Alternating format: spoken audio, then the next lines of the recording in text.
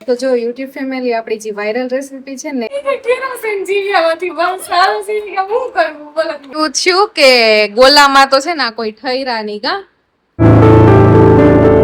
Hi guys welcome back to my channel કેમ છો મજામાં તો આજે આપણે છે ને બ્લોગની શરૂઆત કરી રહી કેવા ટાણે ખબર છે જો સાંજના 5 વાગવા આવ્યા છે અને આપણે છે ને બ્લોગની શરૂઆત બહુ મોડી કરી છે કેમ કે હું ઘરના કામ કરતી હતી બીજા નંબરમાં થયું એવું બ્લોગની શરૂઆત મારે કરવી હતી ને ત્યાં છે ને લાઈટ વહી ગઈ પછી એને ગરમીમાં કઈ મજા નથી આવતી ને બહાર એવું ફોટું ને બધું છે ને જો આમ પોતાને એવું બધું અહીંયા કરી લીધું તું ત્યાં ખાય ને પછી આ બારી કેવું થાય ખબર છે બહુ પવન આવે ને તો નોકરી ધૂળ જ ઉડે એટલે પછી છે ને મેં કઈ બારી ખોઈલી નહોતી મેં કીધું ભલે ગરમી થતી હોય ઠીક બીજું હું મેં કીધું હાલશે એમ કઈ નહીં આપણે ત્યારે બારીને બંધ કરી દઈએ બહાર આમે છે ને બહુ તડકો થાય છે શું કહેવાય કે પાવર વહી ગયો હતો ને એટલે પછી બ્લોગની છે શરૂઆત મોડી થઈ અને હવે મારે અત્યારે છે ને કામ કરવાનું છે એક વાયરલ રેસીપી છે ને ટ્રાય કરવાની છે તો હું એના માટે જ છે ને પાવરની વાટ જોઈ હતી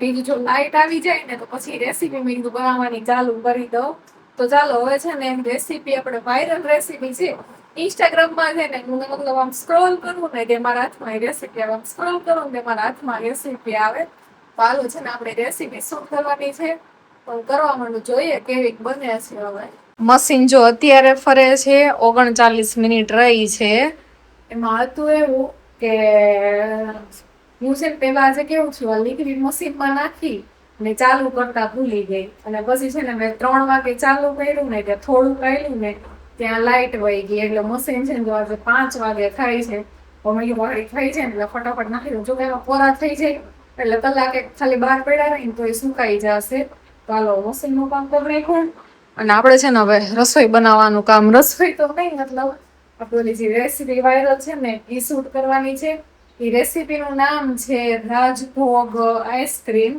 તો આને કેમાંથી બનાવવાની છે ખબર છે ચાલો હું તમને બતાવું આપણે છે ને આઈસ્ક્રીમ કેમાંથી બનાવવાની ખબર છે આ ટોસ પટ્ટીમાંથી જે ટોસ પટ્ટી અત્યાર સુધી મેં ચામાં ડુબોડીને ખાધી છે ને એ જ ટોસ પટ્ટીથી આપણે છે ને આઈસ્ક્રીમ બનાવવાની છે એ પણ રાજભોગ તો જો અહીંયા છે ને આપણે લઈ લીધી છે આ ટોસ પટ્ટી અહીંયા દૂધ લઈ લીધું છે ને ફ્રીજમાં જેલી પડી હતી તો મેં કીધું આપણે ડેકોરેશનમાં કંઈક યુઝ કરશું અને અહીંયા છે ને કાજુ બદામ દ્રાક્ષ અને ડ્રાયફ્રૂટમાં તો છે ને મને સાચું કહું તો ખબર જ નથી કે પડ્યા કે નથી પડ્યા કેમ કે હું હમણાં સુરત ગઈ હતી રાજ અહીંયા હતા તો રાજ છે ને અમારા ઘરમાં નાનું છોકરું રાજ જ છે કેમ કે એ છે ને ડ્રાયફ્રૂટ ને પડ્યું હોય ને તો એ મોઢું ચાલુ જ હોય મેં કીધું મળી જાય તો સારું બાકી અત્યારે રેસીપી શૂટ કરવી મને ક્યાં લેવા જાવું તાત્કાલિક કેમ કે આજુબાજુમાં છે કરિયાણાની દુકાન પણ ક્વોલિટી કઈ ખાસ ન હોય એમ આપણે બહાર જવું પડે એટલા માટે તો કઈ નહીં હાલો આપણો છે ને એટલો સામાન છે હજી શું કહેવાય એક એલચી ઘટે છે તો એલચી તો પડી જ છે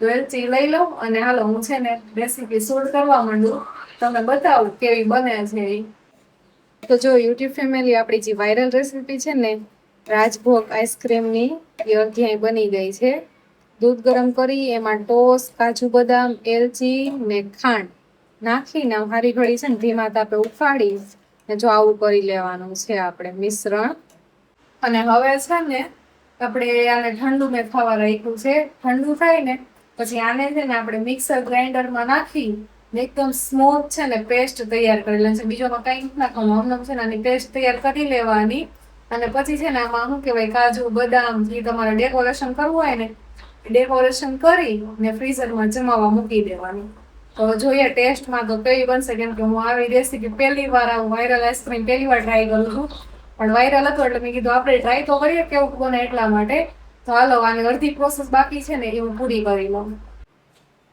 આપણું મસ્ત છે ને રાજભોગ આઈસ્ક્રીમ બની ગયું છે અહીંયા અને મેં જેલી ને એવું બધું નાખ્યું પણ જેલી છે ને આમાં દેખાતી નથી આમાં હે ને અંદર વહી ગઈ છે એટલા માટે અને આમ જો વાસણ આ છે ને ટ્રાયપોડ શૂટ કરતી હોય ને એટલે આ જો આ વાસણ રેસીપી શૂટ કરું ને એટલે વાસણ બહુ થાય તો કઈ નહીં હાલો આપણી છે ને વાયરલ રેસીપી બની ગઈ છે અને છે ને આપણે ફ્રીઝમાં મૂકી દેવાની છે જમાવવા માટે 7 થી 8 કલાક છે ને જમાવવી પડશે એટલે એકદમ મસ્ત ઘટ આઈસ્ક્રીમ જામી જાય એ જોવાનું છે અને ટેસ્ટ આપણે છે ને કાલ કરવાનો છે આજે તો ટેસ્ટ થાય નહીં કાલ ટેસ્ટ કરીને જોઉં કે કેવું બન્યું છે.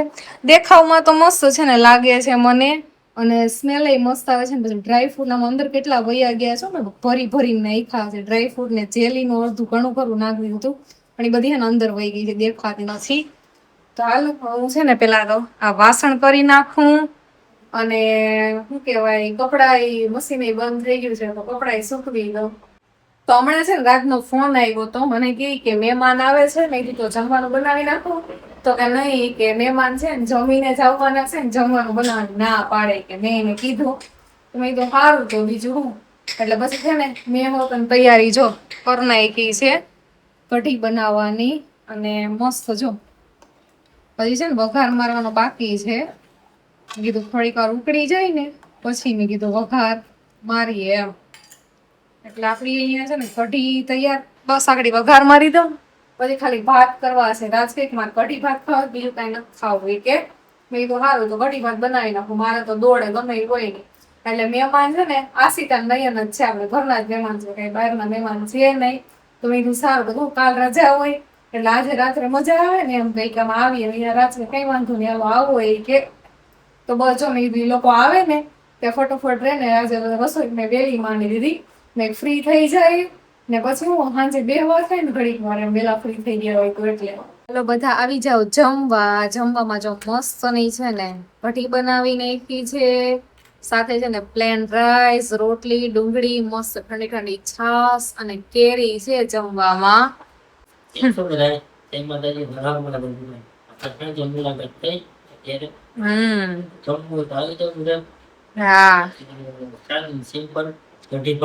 કઈ સાદું સિમ્પલ એમ નો કહેવાય, મારી તો ફેવરેટ છે, મને બહુ ભાવે કઢી. હા કઢી ભાત બહુ ટાઈમ પછી બનાવ્યા કા. હા અને આપડી કેરી જો દાબો નાખેલો છે ને, જો વાંસે ખુરચીની પાછળ આપણે દાબો નાખેલો છે ને, ઈ કેરી જો મસ્ત છે તારા. કેરી હારી છે, મીઠી એવી છે ને, સેવી હારી. તો કઈ નઈ હાલો બધા જમવું હોય તો આવી જાવ. આજે કઈક આવી દીધું છે ડિનર પ્લાન, સાદો સિમ્પલ. તો ફટાફટ છે ને જમીન ફ્રી થઈ જાય ત્યાં ઓલા મહેમાન આપડા આવતા હશે. હાલો બધા ગોલા ખાવા. અમાર મહેમાન જો કેવા હારા આવ્યા તો ખરા, પણ ભેગા ગોલાઈ લઈને આવ્યા. અમારે છે ને એને ખવડાવવાનું, એની બદલે ઈ અમને લઈને ખવડાવે છે. હારું મજામાં. આશિતા એમ કે મને ગોલો નથી ભાવતો. કેવું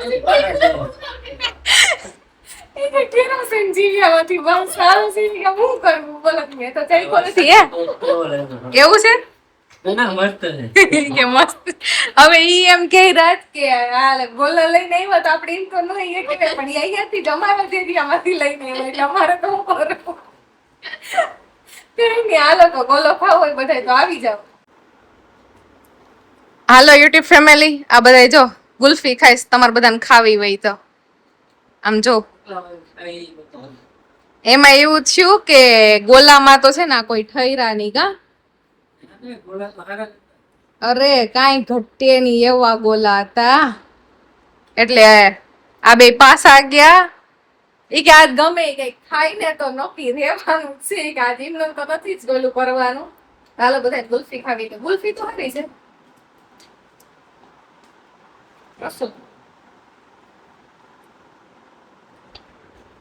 રાતે છે ને બ્લોગમાં એન્ડ કરવાનો ભૂલાઈ ગયો હતો, અને અમે 4 છે ને સવારના 4 વાગ્યા સુધી જાગ્યા.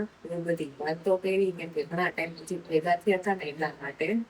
અને આજે છે ને રજા હશે, પાછળ બધા ઉઠતા છે, 3 હોતા હશે. એટલે બસ હું હમણાં ઉઠી તો મને યાદ આવ્યું કે બ્લોગનું એન્ડ કરવાનું તો ભૂલાઈ જ ગયું હતું, એટલે મેં બ્લોગનું એન્ડ કરી નાખ્યો.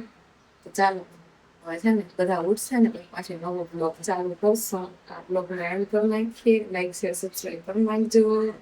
મહાદેવ મહાદેવ.